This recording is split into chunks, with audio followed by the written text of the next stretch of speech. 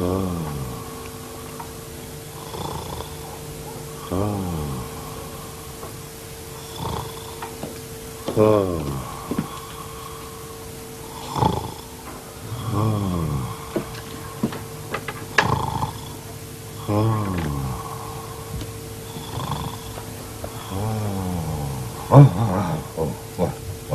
were snoring.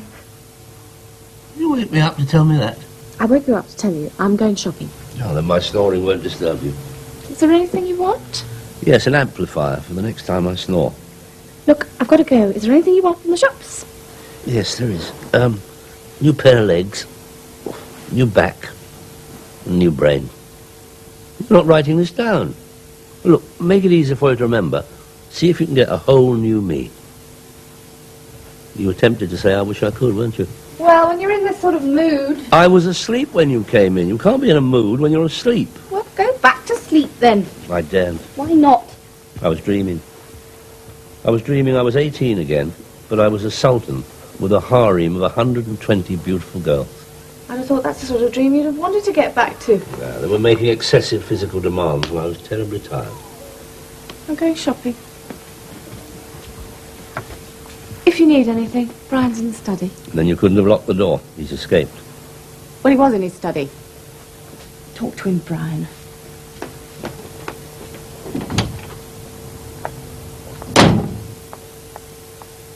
Well. Yes? How are you this morning? I'm very well, thank you. Good.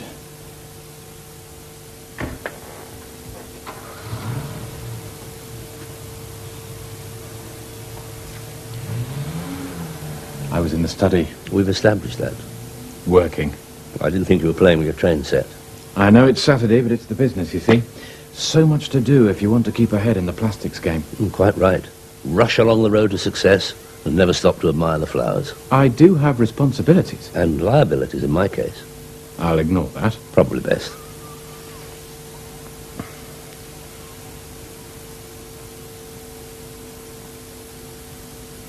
Weather forecast says we're in for a cold snap. Brian, you're supposed to be talking to me. I am. The weather is not what she had in mind. You're supposed to be telling me what an ungrateful old bugger I am. Here you are, my son-in-law, giving me a good home, and how do I repay you? By behaving badly. Yes, I know. If I were you, I'd throw me out. How can I? Easy. You grab me by the collar and the seat of the trousers, and whoosh, I'm out. I'll be in the study. Why don't you get angry? Why don't you shout at me? I'll be in the study. There's no need to shout.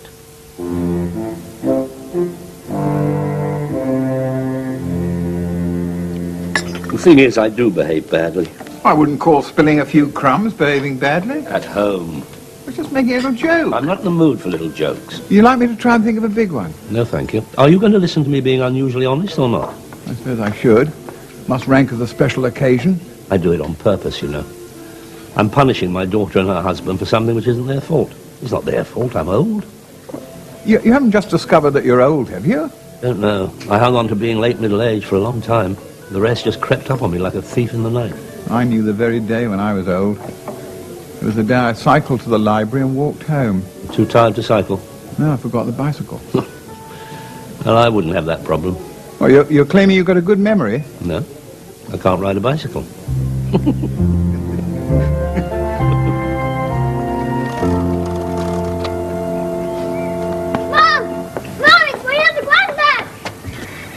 Why does that child insist on calling me his other granddad? Well, perhaps two honorary granddads make up for the father he doesn't have. Oh. In any case, he likes you. Well, why should he like me? I don't know. I wouldn't if I were a child. I wanted a flattering answer, not an honest one. How many brandies today? I have one. He had 83. It's nice to see you again. Come in. Unless you want to go on the bike first. Why don't you take your shoes off? I'd like to, actually. So do it. Betty would never suggest I do that. I've got a thing about men in socks. Why didn't you find a husband? Is that a proposal? If I were 3 years younger, it would be.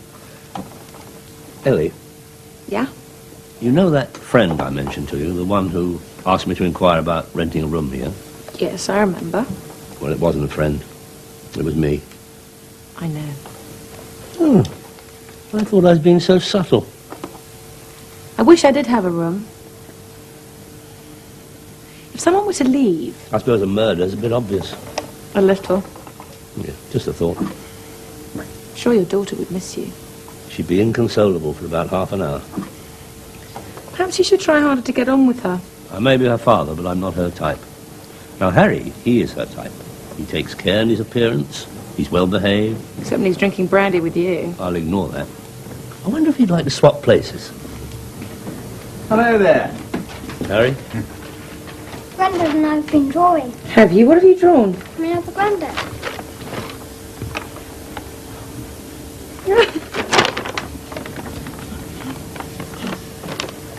Why haven't I got any ears? I don't draw ears I see. Why am I smiling? because you're happy. And why am I happy? Because you're smiling. Go and get yourself a biscuit, Neil. Yippee! Look here. Would you like to exchange homes? No. Now, you can give me a direct answer if you want to. Peter, go home. You throwing me out? I mean, go home and talk. Tell them how you really feel. That'll take days. Apologise for behaving badly. That'll take weeks. Make the peace. That would take years. You didn't have to walk home with me. I can find my way by myself. I want to see where you live. Very smart district, isn't it? Not with me in it. Hello, Dad. Hello. Aren't you going to introduce me? Oh, yes, of course. This is a friend of mine, Harry. Harry, this is my daughter, Betty. How do you do? How very nice to meet you. Here, let me give you a hand with some of those bags. Why, thank you. How very kind. I was just going to make some tea. Would you like to join us? Now, that's very kind of you. Do come in. Thank you. How very nice to meet you. Do let me give you a hand with those bags. Nobody's giving me a hand, are they? Have another sandwich, Harry. No, thank you. No more for me. I really must be going. Oh, so soon. I wanted to show you those brochures we were talking about. Why don't you stay the night? I can always sleep in the garden shed. Dad, perhaps another time, Harry, you will come and see us again, won't you? Well, Yes, do. We'd be very pleased to see you. thank you. Thank you so much again for the tea. Look here. Can I run you home in the car? It's very kind, but it's not far, really. Provided he can remember the way. Dad, I'll get your coat, Harry. Thank you. See you tomorrow. If you're not too busy going about brightening up people's lives. Oh, thank you very much. Thank you. Bye, Harry. Nice to meet you.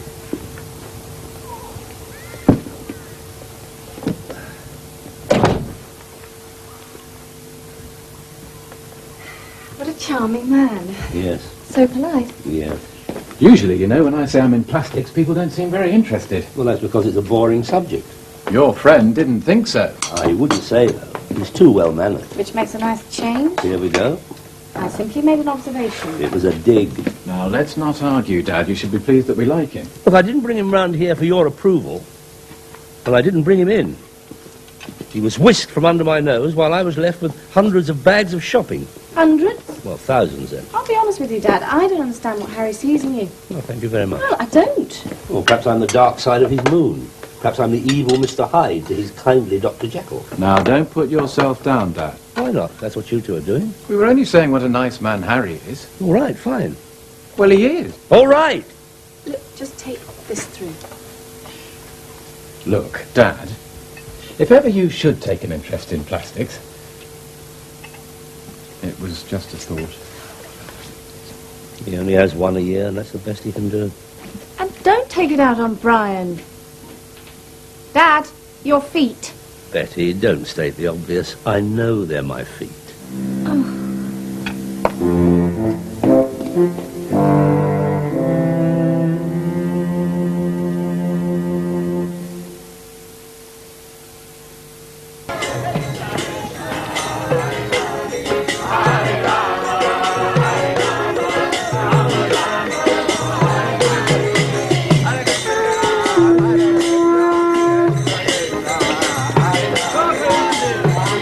Hello, my friend. I'm not your friend. You don't know me. Everyone is our friend. You cold? We have our faith. I have to rely on thermal underwear. Here. Hare Krishna.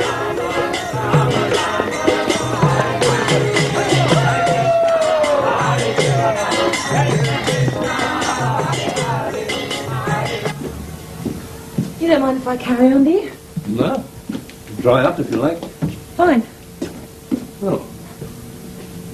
All right.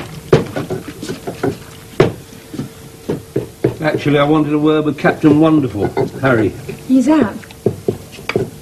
Call me ultra-sensitive, but I thought you said Captain Wonderful a little sarcastically. He walked home with me yesterday. Came in for tea. Well, that was nice. No, it wasn't. It was humiliating. Why? What did he do? He behaved perfectly. That's what he did. Ah. Minnie? My bread's ready. Oh. No. Ah. Tell them how you really feel, you said. Make the peace, you said. And I intended to. I really intended to try. Till Goody Two-Shoes came to tea. Ah. Well, why do you keep saying ah like that? I'm talking to my bread. You mean talking to your bread is more interesting than talking to me? Meaning, I know the rest of your story. I haven't told you yet. Well, you don't have to. You went home with the intention of being on your best behaviour. But who should you have with you but Harry, to whom best behaviour comes naturally? Yes. And the more your daughter responded to it, the less you liked it. You got jealous and you sulked. You're still sulking. Why'd you buy bread? Why'd you bake your own? It's cheaper. Doesn't look all that wonderful to me. I'm right, then. Broadly speaking. I can't be like Harry. I'm just me. You don't make it sound like an apology. I'm not apologising. I'm angry. I'm angrier than everyone else. That's a huge claim. Well, I'm angrier than most. What are you angry about? I don't know. Being old. Frightened of being alone and old. Not having Margaret.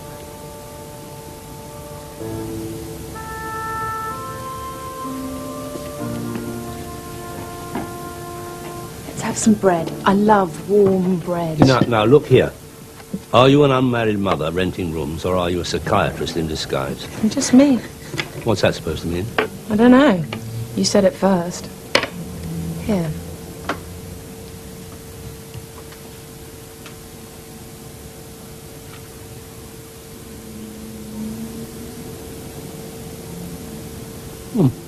Not bad, actually. Thank you. So where is Captain Wonderful? You mentioned going into the wine bar. Thought we might bump into you there. I'm not going that way. Well, I'll tell him you called then. I might go near it. Tell him that lunch is early this afternoon. I've got to take Neil for a walk. I didn't say I was going in the wine bar. Well, if you should happen to. God, if I were 2 years younger, I'd ask you to marry me. It was 3 years yesterday. Your homemade bread. It's an aphrodisiac.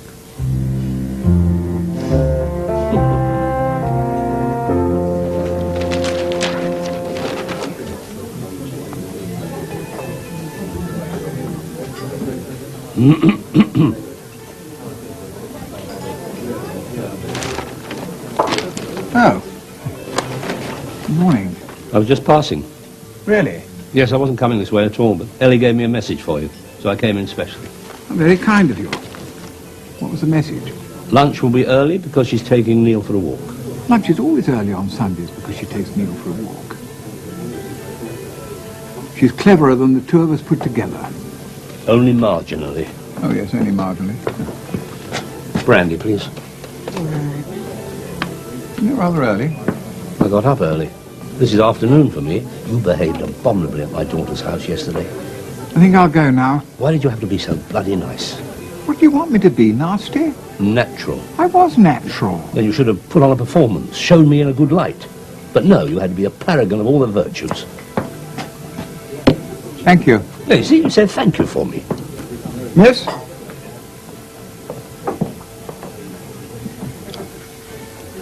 Thank you. Better now? Why is everyone in such a clever mood today? Some of us have a right to be. Meaning you? Meaning me. Why, what have you done? Got your shoes on the right feet? I'll ignore that. Listen, if you really got the chance to rent a room at Ellie's, would you take it? I'd be round there so fast there'd be scorch marks on the pavement. Then I have a plan. Well, you don't want to change places with me. A plan to get you a room. But Ellie only has 3 to rent, and they're all taken. I was talking about persuading someone to leave. Blackmail? No, not blackmail. One of the lodgers is called Miss Byron. She's a retired lady, keeps very much to herself. But yesterday, we really got talking for the first time. You dog. What? You're going to ask her to move into your room. I was talking about persuading her to leave. Oh, yes, so you were. Now, the thing is, Miss Byron's nephew lives in New York, and he keeps writing to her, asking her to go over there and live with him and his wife. Ah. She's very tempted. You see, I get the feeling that if someone were to give her a final little push, she'd go. I wonder how she'd feel about being taken out for Sunday lunch.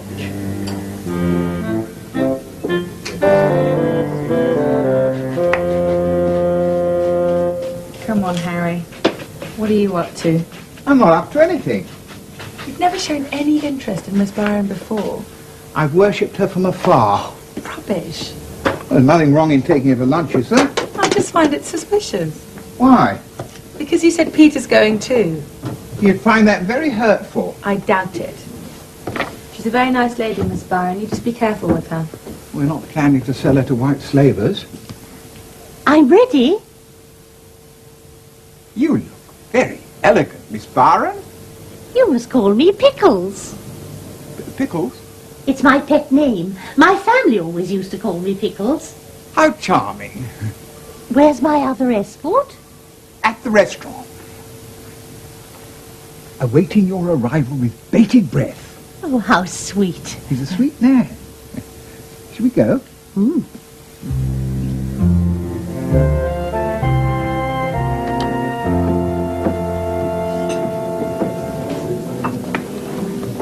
Pickles. Yes, it's charming, isn't it? Yes, it is charming. I shall never eat pickles again without thinking of you. What a sweet thing to say. Well now, what about a drink while we look at the menu? A beer, perhaps? Oh, no. This is a special occasion. It's not often that I'm taken out to lunch by a gentleman, let alone 2. Let's have champagne. Champagne? What a good idea. Yes, what a good idea.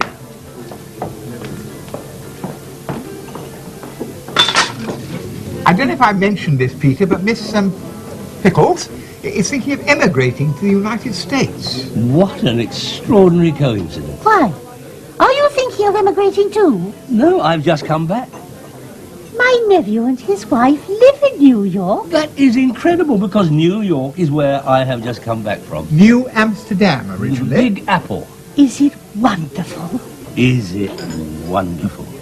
The Statue of Liberty, Empire State Building, Broadway, the White House. I thought the White House was in Washington. Yes, I know. I'm talking about a different sort of White House altogether. Yes, the White House Peter's referring to, Pickles, is a very famous restaurant in New York. One of many restaurants, I hasten to add. My nephew writes almost every week asking me to go and live with him. Then why are you sitting here, Pickles? Why aren't you racing to Heathrow at this moment? It's a big step. Not a step, a leap. A leap into the magic of Manhattan. Fifth Avenue, Central Park, Macy's, Big Dog Goodman. Bergdorf. Is the Bronx in Manhattan? Ah, now let me think. No, it isn't. No, it isn't. No, it isn't. Why do you ask that, Pickles? Well, because my nephew lives in the Bronx. Does he? Then he is a very lucky man, because the Bronx is even more magical than Manhattan. Is it? What's in the Bronx? All sorts of things. Endless things and more. He's terribly keen on the idea. He writes to me almost every week. Now, why keep disappointing him? Well, it's a long way to go. 3 hours on Concorde? But isn't Concord terribly expensive? Reduced prices for OAPs. I can't understand why you hesitate, Pickles. I think about it a lot. Then stop thinking and do. Dare I? Of course you dare. A new world. A new life. Yes. Yes? Yes! Oh.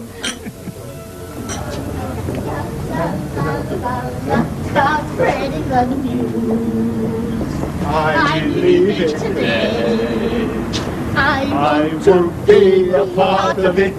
New York, New York. La, da, da, da, So what's her room like? I don't know. I've never been in it. I forgot. I was talking to a gentleman. Anyway, I know I like it. It's a good house, this. A proper home. It's not as though we persuaded her against her will, is it? Of course it isn't. She was perched like a boulder on a steep hill. All she was waiting for was a gentle push. I wonder when she'll go. I shouldn't be surprised if she's packing her cases now. I won't bring much luggage with me when I move in. You'll bring your skateboard? Oh, naturally. I knew you were up to something. I'm making 2 pathetic little cups of cocoa. Lunchtime. I was talking to Miss Byron. Who is a very happy woman. She's happy because she doesn't get invited to lunch very often. No, she's not. She's happy because she's emigrating to America. She's not getting closer to America than Wimbledon High Street. You've changed her mind. And I thought you were desperately keen for me to move in here. I don't remember saying desperately keen. Well, all right, you said you'd have me. Just about. So why change your mind? Peter, there's nothing in America for Miss Byron. Nothing there? A lovely nephew that writes to her every week begging her to come and live with him? I've got the letter. She gave it to me for safekeeping. What do you mean, the letter? That's all he wrote. One letter 15 years ago. But he did ask her to go and live with him. No. He said a visit would be nice sometime, and he never wrote again. We bought lunch for a lunatic. Oh, she's not mad. Well, she's not totally sane. She just needs a dream. Everybody needs a dream. Well, I still think she's balmy. Well, I hope not. Because I have a dream. I have a dream that one day this wonderful man will walk into my life and he'll love me, he'll love Neil, and we'll be a family and live happily ever after. Yeah, but you're young. It could come true. And what if it doesn't and I'm still dreaming the same dream when I'm 70 years old? Would you call me balmy then? I'll be dead then. Would you? No. No, I'd listen to the dream as often as you told it. And I'd buy you champagne whenever I could afford it. Because I'd be like Miss Byron. No, because you've got better legs than Miss Byron. Oh, well, this cocoa's getting cold.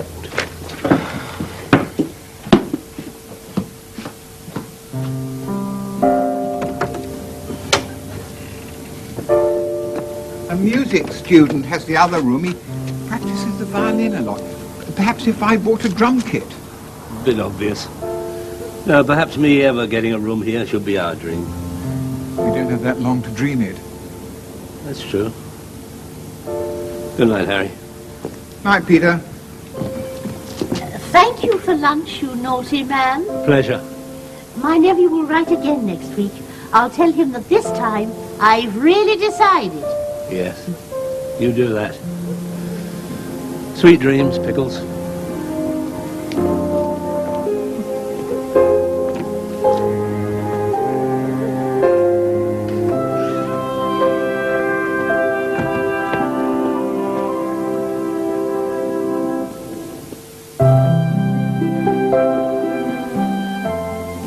Well, next week, Peter and Harry form a football team. That's My Good Friend, next Tuesday at 8:30.